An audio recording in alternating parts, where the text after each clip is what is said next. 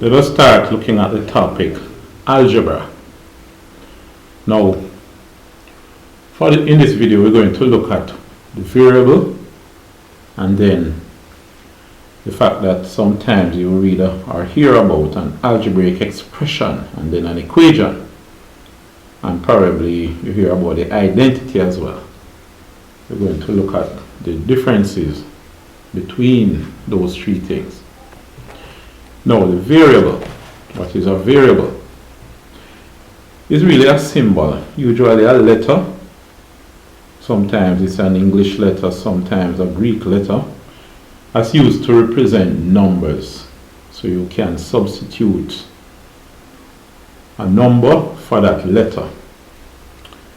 A popular letter to use when it comes to variables is x. So you say something like x squared. Here you can represent a number such as whenever you have x is 1, you say 1 squared. Whenever x is 2, you say 2 squared, and so on. For example, in the formula y is equal to x squared. When y is equal to 1, right? Or not when y is equal to 1, when x is equal to 1, then y is equal to x squared, which is 1 squared. When x is equal to 2, then y is 2 squared, which is 4, and so on and so forth. So basically, as you saw a while ago, I was changing the numbers. X and y are variables here because at one point x was 1 and y was 1. At another point x was 2 and y was 4. So they vary. Right? These numbers varied. So the symbol used to represent it, you call it a variable. It means it can change. To vary means it can change. Alright, so that's what we call a variable there. Now let's look at this other thing, the expression, equation, and the identity. Basically, when you talk about an expression,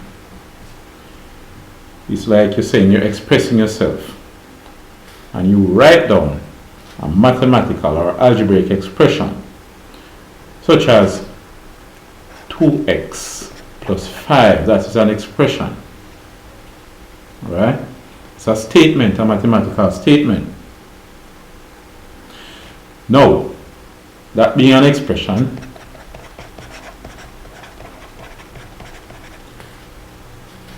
suppose I want an example of an equation. I could say 2x plus 5 is equal to 17. This is an equation. Now notice this part, EQUA. This is A. This is part of the word EQUAL, equal. The equation is saying that you have an expression is equal to another expression. So you have equa. And what you have in the equation that you don't have the expression is the equal sign. The equal sign, alright? That sign right there. So the expression does not have an equal sign. So in the expression, no equal sign. And in the equation, equate, equal, it must have an equal sign. Expression, no equal sign. The equation has an equal sign. Alright? So that's the basic difference between the expression and the equation. The expression, it does not have an equal sign. The equation is saying that this expression on the left is equal to the expression on the right. On the left here we have 2x plus 5. On the right we have 17. Just write 17 is just a number, but can consider it as an expression. Alright? It doesn't have a variable in it, but you say the left is equal to the right. What you have on the left is equal to what you have on the right. Or what you have on the right is equal to what you have on the left. But you know, we read from left to right, so we're going in this direction. But anyway, the other thing we want to look at is what is called the identity. You probably have not used the term very much before, but what we want to do is look at the difference between the equation and the identity. Alright? Now, as an identity, let me see, I could say, for example, 2 plus x squared. 3 strokes mean is identical to 2 plus x multiplied by x. Now, what's the difference between this and the equation? Let's see. Let me erase some of these things first and get a little more space. I didn't really want to erase equation, but let's erase it anyway. We won't be talking about the expression in the remaining part of the video, so let's just erase that. This is our equation. We said 2x plus 5 equals 17. Now the question is, which number could you put here to satisfy this equation? Let's see. We could solve this, but we're not going to solve it today. If you say you put 6 there, then you would say 2 times 6 plus 5 equals 2, 6, 12, and 5, 17. I knew that that was so before. Alright? So 2 times 6 plus 5 is equal to 17. Suppose I try 7. 2 times 7 plus 5 equals 2, 7, 14. 16, 17, 18, 19. Is not equal to 17. That couldn't work. If I try 5, 2 by 5 plus 5, is that 17? Remember, I'm saying 2 times x plus 5 is 17. I try 5 for x. Is that 17? Let's see. 2 by 5 is 10, plus 5 is 15, not 17, so that wouldn't work either. I cannot use 5 and I cannot use 7. Seems as if the only number I can use is 6. Right? Let's put in another equation before we go back to the identity. Suppose we say 3 x squared is equal to, let me see now, 75.